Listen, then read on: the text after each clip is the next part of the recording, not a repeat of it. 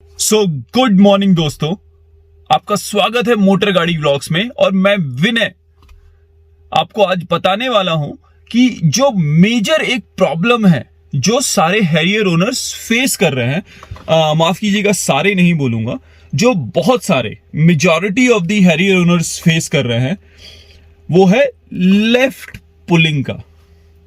और ये इसका वोटिंग मैंने कोई नहीं कराई है ऑफिशियली, लेकिन जितने भी फोरम्स पे डिस्कशन हो रहा है उससे कहीं ना कहीं ये बात तो निकल के आई है कि बहुत सारे लोग ये प्रॉब्लम फेस कर रहे हैं और इसका कोई भी अभी कॉन्क्रीट सॉल्यूशन किसी को नहीं मिला है। हम इसको आइडेंटिफाई नहीं कर पाए हैं कि एग्जैक्टली क्या है जिससे ये प्रॉब्लम है, या डायग्नोसिस जिसको हम बोलते हैं, तो हम इसका डायग्नोसिस नहीं कर पाए हैं कि रीजन क्या है इस प्रॉब्लम के और कहां से ये प्रॉब्लम सही होगा हमारा।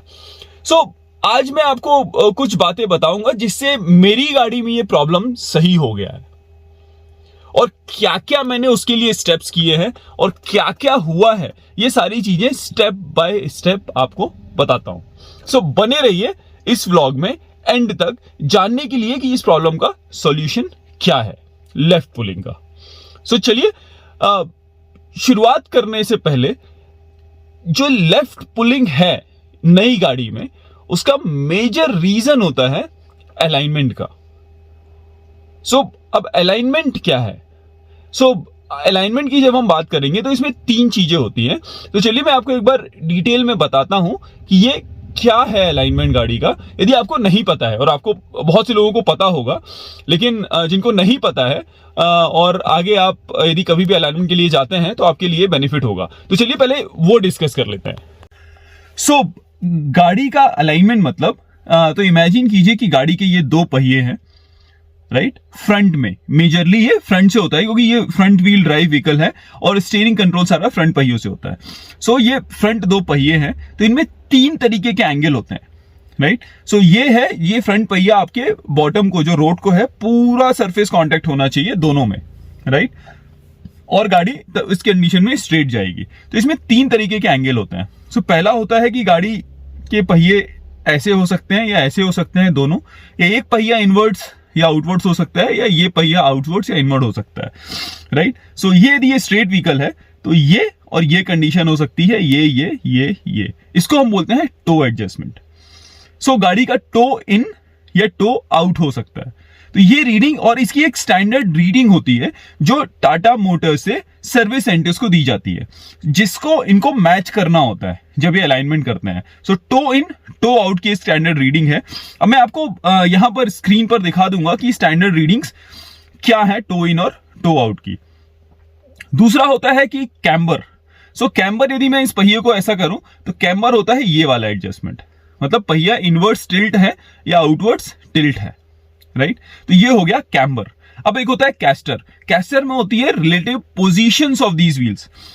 एक ये आगे है या ये वाला थोड़ा आगे पीछे है। तो ये जो कैस्टर होता है ये इंपॉर्टेंट होता है इंडियन कंडीशंस में, जब रोड एक तरफ थोड़ी सी स्लोपिंग होती है, राइट?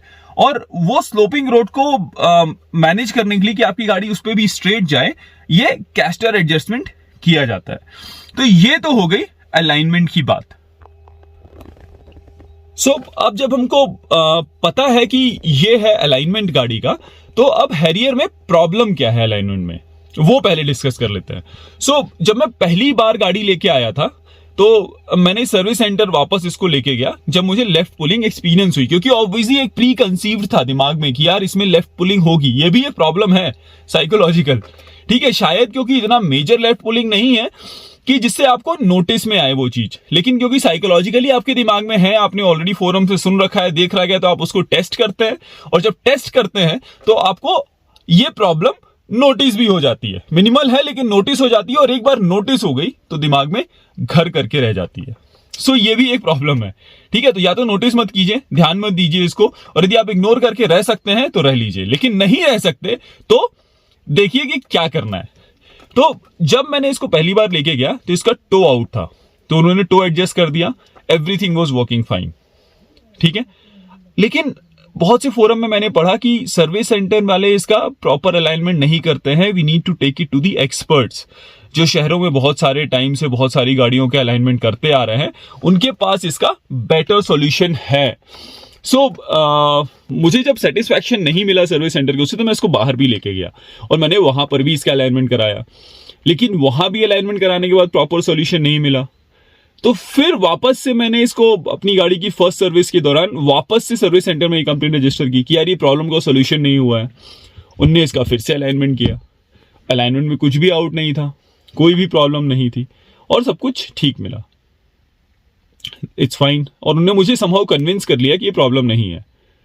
लेकिन फिर से मैं हैदराबाद ट्रिप पर गया, अभी आपने वीडियोस देखे होंगे उसके, और मैंने वहां पर जब एक्सपीरियंस किया तो वापस से गाड़ी में लेफ्ट पुलिंग थी, राइट। हाई स्पीड पे कम है तो हाई स्पीड पे लेफ्ट पुलिंग डोमिनेंटली आपको पता चलेगी, क्योंकि हाई स्पीड पे वो इफेक्ट ज्यादा जल्दी दिखेगा जब आप हाईवेज पे ड्राइव कर रहे हैं। तो सो मुझे पता चला और फिर दिमाग में वो खटकता रहा। तो जैसे ही मैं वापस आया, इसको मैंने बोला कि यार सर्विस सेंटर इसका सॉल्यूशन नहीं कर पा रहे हैं। फिर मैंने बैंगलोर में बहुत सारे फोरम्स के थ्रू, टीम बीएचपी वगैरह, बेस्ट अलाइनमेंट सेंटर खोजा कि भाई कौन सा बेस्ट अलाइनमेंट है, और वहां पर लेके गया। और उसके रिजल्ट्स यहां पर आपको स्क्रीन पे दिख रहे होंगे। उस बंदे ने मुझे ये बोला कि आपका टायर अंदर से गाड़ी खा रही है, मतलब वियर हो रहा है फ्रॉम द इनसाइड। और what was the reason? Reason उसने बताया कि आपका जो कैम्बर है गाड़ी का वो आउट है। Wow, that was shocking. So मुझे लगा कि यार यदि ये गाड़ी का जो टायर है जो 18 इंच है, R35 235/60 R18 सॉरी, सो 235/60 R18 प्रोफाइल का जो मार्केट में ब्रिजस्टोन का यही टायर है, लगभग 18,000 रुपए का मिलता है। और यदि ये टायर वियर हो गया तो पहले तो इसको निकालना पड़ेगा, क्योंकि डायनेमिक्स तो गई गाड़ी की। सो बहुत ही गुस्सा आया और उसने बोला कि आप अपने सर्विस सेंटर जाओ, इसका डायरेक्ट एडजस्टमेंट नहीं है कैम्बर का, मतलब कैम्बर इज फिक्स्ड। आप इसको, ये एडजस्टमेंट नहीं आता है हैरियर में, ये कैम्बर फिक्स होता है। और जबकि ये कैम्बर फिक्स होता है तो वो इसको एडजस्ट कैसे करेगा? मतलब ये चेसी से ही प्रॉब्लम है। वो बोलता है सस्पेंशन खोल के वो चेसी में कुछ एडजस्टमेंट करेगा और इसका सॉल्यूशन मिल जाएगा आपको। So next day Tiwari ji फिर जाते हैं सर्विस सेंटर एज कस्टमर, और दिमाग में तो अभी प्रॉब्लम, मतलब सोते समय भी ये लग रहा है कि यार क्या है, what is this, until you find a solution. So वापस से हम जाते हैं सर्विस सेंटर, इसको दिखाया हमने। सो वापस दिखाने के बाद क्या होता है कि वो बोलता है कि सर इसका कैम्बर एडजस्टमेंट है ही नहीं। सो मैंने बोला भाई देखो, इनफ इज इनफ, गाड़ी लेफ्ट पुल हो रही है, कैम्बर हो, टो हो, कैस्टर हो, कुछ और हो, चेसी हो, now you have to find the solution and ये प्रॉब्लम आपको सॉल्व करके देनी है। और मैं यहीं पर हूं। ने बोला गाड़ी छोड़ दीजिए एक दिन के लिए। मैं बोला भाई मैं सुबह से शाम तक यहीं बैठा हूं, let me know what is the solution. So गाड़ी फिर एक बार रैंप के ऊपर, फिर एक बार अलाइनमेंट के लिए। फिर उसने ये बोला कि सर आपका कैम्बर तो एकदम ठीक है, क्योंकि जो टाटा से हमारे पास रीडिंग आई और जो मैंने उसको फोटो दिखाई थी, ये दोनों कंपैरिजन है आपके सामने। सो जो स्टैंडर्ड रीडिंग है वही गड़बड़ है बाहर के सर्विस सेंटर में, और हमारी जो आती है वो डायरेक्ट टाटा से आती है, तो this is a standard reading और वो एकदम सही मिल रही है। तो भाई अब तो बात खटकी कि यार ये भी एक है। तो पहली चीज, बाहर से हैरियर का अलाइनमेंट मत कराइए, क्योंकि पता नहीं कि वो जो रीडिंग है उनके पास वो कितनी स्टैंडर्डाइज्ड हैं। और गाड़ी ने यदि इसका कंपनी ने इसका कोई सॉल्यूशन भी निकाला है तो वो शायद उनके पास अपडेटेड है कि नहीं है, क्योंकि भाई कैलिब्रेशन मतलब जो अलाइनमेंट होता है वो किसी स्टैंडर्ड रीडिंग के अगेंस्ट में होता है ना। यदि स्टैंडर्ड रीडिंग ही गलत है तो आपका अलाइनमेंट सही कैसे होगा? सो ये जो चीजें हैं ये आपको थोड़ा सा ध्यान में देने वाली होती है कि एज अ इंजीनियर किसी भी चीज को एक स्टैंडर्ड के अगेंस्ट अलाइन किया जाता है। और क्या वो मशीन जो यूज कर रहा है, ये भी आपको अगली बार से ध्यान रखना है कि मशीन जो अलाइनमेंट के लिए यूज कर रहे हैं, क्या वो मशीन कैलिब्रेटेड है, क्या वो रैम्प, दो सेंसर्स वो सारे कैलिब्रेटेड है। आप उसकी डेट देखिए, यदि वही कैलिब्रेटेड नहीं होंगे तो आपका अलाइनमेंट कभी सही नहीं होगा, राइट। सो अल्टीमेटली वो बंदे ने वापस से सारे adjustment proper with in the centre किए, गाड़ी के व्हील निकाल के उनका प्रॉपर बैलेंसिंग किया, राइट। बैलेंसिंग भी थोड़ा मोड़ा आउट था, उसने एडजस्ट करके दिया। सो अलाइनमेंट बैलेंसिंग करने के बाद और जब सारी रीडिंग उसने प्रॉपर एडजस्ट करने के बाद अभी मुझे गाड़ी दी और मैंने इसको फिर हाईवे पर जाके टेस्ट किया और अभी मैं एक बहुत लंबे ड्राइव के लिए जाने वाला हूँ, सिंगल वेरी लॉन्ग ड्राइव, वो भी मैं आपको बताऊंगा वहां पर टेस्ट करके कि गाड़ी कैसी चल रही है। Now vehicle is moving absolutely in straight direction.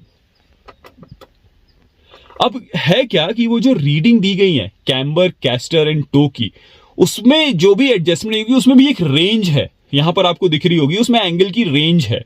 उस रेंज में उसका एडजस्टमेंट आपको कहां पर करना है उससे भी डिपेंड करता है कि भाई आपकी गाड़ी किस तरफ मूव होगी। सो एग्जैक्टली जो मैंने रीडिंग्स एडजस्ट कराई हैं वो मैं आपको यहां पर दे रहा हूं। तो ये आप चार्ट देखिए, और ये रीडिंग, यदि आपको लेफ्ट पुलिंग का प्रॉब्लम आ रहा है तो ये रीडिंग्स में गाड़ी को एडजस्ट कराइए, और तब हाईवे पर थोड़ा सा स्ट्रेट रोड जहां पर है वहां पर जाकर चेक कीजिए। बहुत स्लोपिंग और जहां पर बैंकिंग है रोड में बहुत ज्यादा, वहां पर टेस्ट मत कीजिएगा, इसको स्ट्रेट रोड में जाकर टेस्ट कीजिए, आपको पॉजिटिव रिजल्ट्स मिलेगा और आपकी गाड़ी स्ट्रेट लाइन में जाएगी without any vibrations, without anything. और इसमें आपको कोई भी स्टीयरिंग कैलिब्रेशन, कोई भी चेसी पॉइंट एडजस्टमेंट करने की जरूरत नहीं है। और यदि आप गाड़ी छोड़ के आते हैं, वो कुछ नहीं करेगा 2 दिन में और आपको यही बोलेगा कि मैंने स्टीयरिंग एडजस्टमेंट कर दिया, चेसी पॉइंट एडजस्टमेंट कर दिया, और आपकी गाड़ी अब स्ट्रेट मूव करेगी।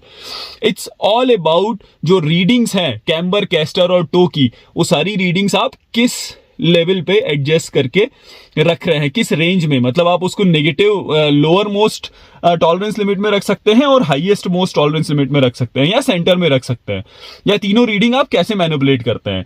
सो देखिए, ये एक थोड़ा ट्रायल एंड एरर भी है, लेकिन क्योंकि मेरी गाड़ी अभी बिल्कुल भी लेफ्ट मूव नहीं कर रही है, और ये मैं कॉन्फिडेंस के साथ आपको बता रहा हूं, यदि कुछ होगा तो भी मैं आपको बताऊंगा कि नहीं इसमें प्रॉब्लम वापस आई है, राइट। सो ये रीडिंग्स आप रेफरेंस लेके इन रीडिंग्स पे एडजस्ट करा सकते हैं अपनी गाड़ी का अलाइनमेंट, और आपको पॉजिटिव रिजल्ट मिलेगा। सो बहुत ही छोटा सा सॉल्यूशन था, और मुझे लगा कि ये बहुत ही मेजर प्रॉब्लम है जिसका सॉल्यूशन मुझे लगा कि मैंने अभी फाइंड कर लिया है, यदि ये वापस नहीं आता है तो।